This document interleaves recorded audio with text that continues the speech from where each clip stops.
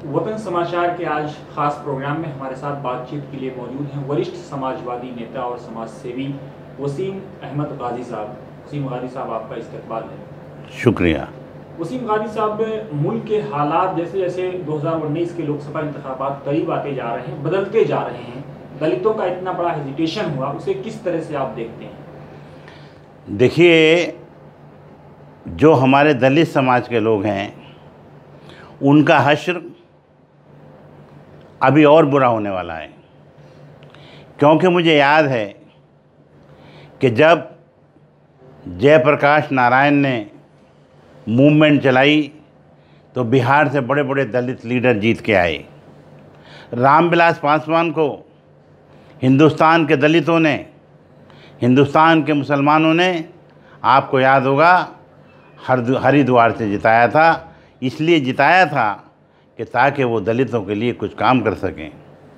मायावती को हमारे दलित भाइयों ने इतना इक़्तिदार दिया और इतनी जल्दी इक़्तिदार दिया कि दुनिया में इतने कम वक्त में इतनी ताकतवर कोई लीडर पैदा नहीं हुई। आज उदित राय साहब हैं जो दलितों की जंग लड़ते रहे। अठावले साहब हैं, लेकिन इन्होंने क्या किया? दलितों का नाम लेके दलितों के नाम पर ये बड़े बड़े लीडर बन गए और फिर इन्होंने सिर्फ इक़्तिदार हासिल किया, ताकत हासिल की अपने परिवार के लिए, अपने लिए, और इन्होंने अपनी मिनिस्ट्रियों के लिए, अपने इन्हें वजारतों के लिए इन्होंने सौदे कर लिए।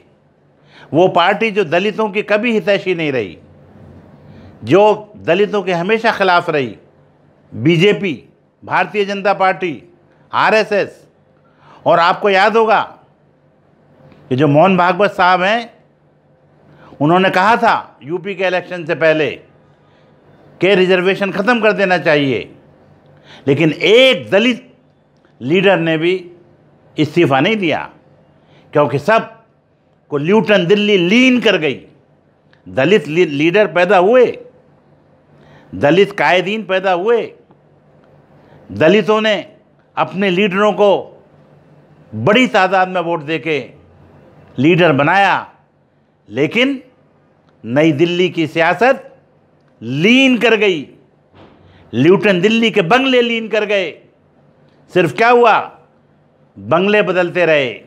रामविलास पासवान जैसे, अठावले जैसे और जो बड़े बड़े दलित लीडर थे, उनके बंगले बदलते रहे, उनकी पार्टियां बदलती रहीं, कभी कांग्रेस में, कभी बीजेपी में, कभी थर्ड फ्रंट में, लेकिन उन्होंने इक़्तिदार में आने के बाद कभी दलितों की बात नहीं की। आज जो आंदोलन चला, उसका नतीजा फिर क्या हुआ? गुजरात में दलित लीडर पैदा हुए, नौजवान लीडर अब पैदा हो रहे हैं।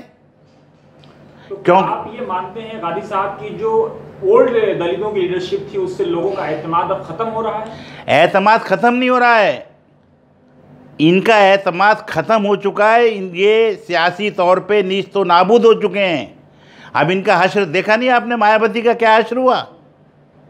मायावती की एक सीट आज लोकसभा में नहीं है। आज मायावती को एक सीट के लिए अखिलेश के तलुए चाटने पड़े। पूरी सियासत में इनकलाब आ गया, भूचाल आ गया, लेकिन एक सीट राज्यसभा की उनको नहीं मिली। और ये हश्र होना चाहिए था मायावती का। मायावती को लाए थे काशीराम, किस लिए लाए थे? ताकि दलितों को सही तरीके से उनके हुकूक दिए जा सकें, उनको स्थापित किया जा सके, उनको सम्मान मिल सके, उनकी शनाख्त हो, उनका तशख़्ख़ुस कायम हो, उनको सर उठा के जीने का मौका मिले। लेकिन मायावती ने क्या किया? 34,000 करोड़ रुपए डीमोनेटाइजेशन में जमा किए जा रहे हैं, बैंकों में पैसे जमा किए जा रहे हैं, बड़े बड़े महल बनवाए जा रहे हैं, इक़्तिदार हासिल किया जा रहा है, ज़मीनें खरीदी जा रही हैं। क्या मिला दलितों को? दलितों को अगर सही में अगर किसी ने दिया है तो उससे ज़्यादा तो कांग्रेस ने दिया है, नेहरू परिवार ने दिया है, इंदिरा जी ने दिया था, सोनिया जी ने दिया था। दलित लीडरों ने क्या दिया? सिवाय अपनी जेबें भरी, इक़्तिदार के नशे में डूबते चले गए और आज हश्र ये हुआ कि दलित भी फना हो रहे हैं और ये दलित लीडर भी फना हो रहे हैं। तो अब दलित समाज क्या करे? आंदोलन के अलावा उसके पास कोई चारा नहीं है।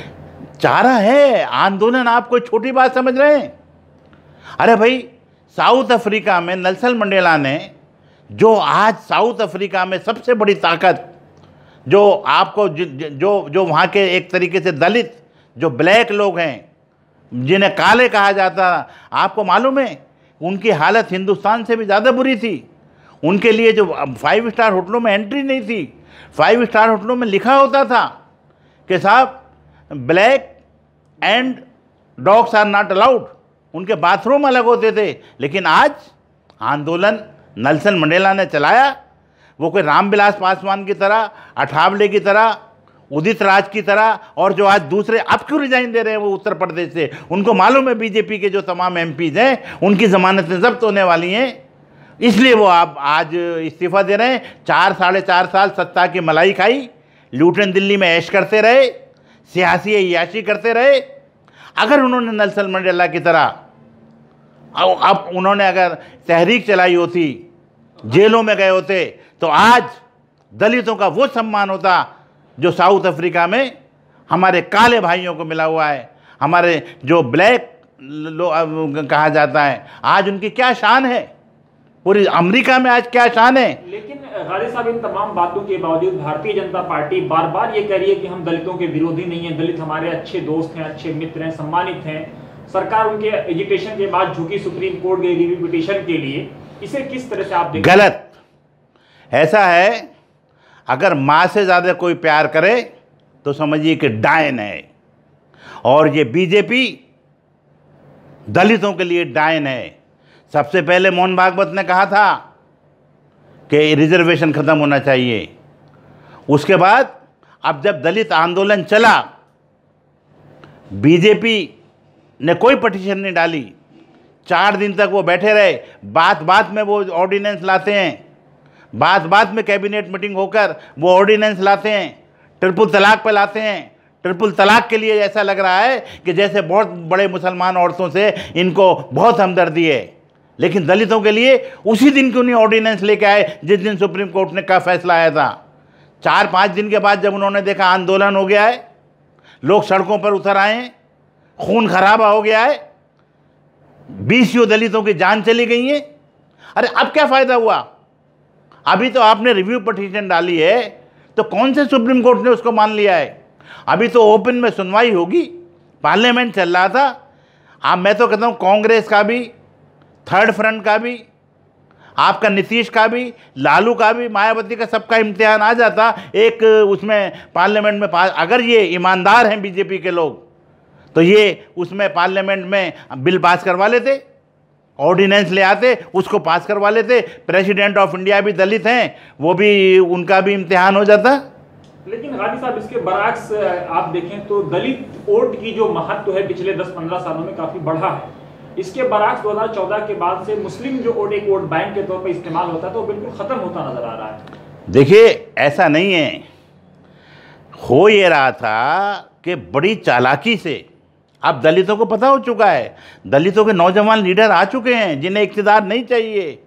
जिग्नेश जैसे लोग, मैं ये नहीं कह रहा कि हार्दिक पटेल जैसे लोग ये कोई दलित लीडर हैं, लेकिन कन्हैया, हार्दिक पटेल, जिग्नेश, ये यूनिवर्सिटी अल्पेश, ये लीडर आ चुके हैं जो सड़कों पर तमतमाती हुई धूप में कुर्बानी दे देंगे, शहीद हो जाएंगे दलितों के लिए, लेकिन दलितों का हक दिलाएंगे। जहाँ तक ये बात आप कह रहे हैं कि मुसलमानों की वोट की वैल्यू नहीं है, तो हम भी अपना वोट लेके किसी कहीं एप्लीकेशन नहीं दे रहे हैं। 22% अगर दलित हैं हिंदुस्तान में तो 17% मुसलमान हैं। हमारा अगला जो इलेक्शन इंशाल्लाह होगा वो 22% दलित और 17% मुसलमान और हक पसंद लोग और अच्छे हिंदू, सेकुलर हिंदू जो दलितों को सम्मान दिलाना चाहते हैं, उस बुनियाद पर अगला इलेक्शन होगा। और इंशाल्लाह एक ऐसी सरकार बनेगी जो दलितों को उनका हक दिलाएगी। हम तो कहते हैं हम मुसलमान दलितों के लिए कुर्बानी देने के लिए तैयार हैं। हमने कभी रिजर्वेशन नहीं मांगा, हमने कभी रिजर्वेशन अपने लिए नहीं मांगा मुसलमानों ने, क्योंकि जब हमने रिजर्वेशन की बात की तो उन्होंने कहा कि धर्म की बुनियाद पर रिजर्वेशन नहीं दिया जा सकता। तो भाई हिंदू को भी या तो कोई हिंदू है, या तो क्रिश्चियन है, या तो मुस्लिम है, तो आप किसी को भी अगर वो देते हैं रिजर्वेशन तो उसका एक कोई धर्म तो होता ही है। लेकिन हम कहते हैं हमें नहीं चाहिए, हम मेहनत करेंगे, हम इस मुल्क को तरक्की दिलाएंगे, हम अपना खून पसीना बहाएंगे, हमें रिजर्वेशन नहीं चाहिए। लेकिन अगर दलितों को रिजर्वेशन नहीं मिला, अगर दलितों के साथ उनको सम्मान नहीं मिला, अगर उनके साथ मजाक उड़ाया गया, अगर उनकी FIR नहीं हुई, अगर दलितों को उत्पीड़न पर उनको अरेस्ट नहीं किया गया, तो हम सड़कों पर उतरेंगे। और अगर दलित भाई का जरा भी खून गिरा तो उससे पहले मुसलमानों का खून गिरेगा।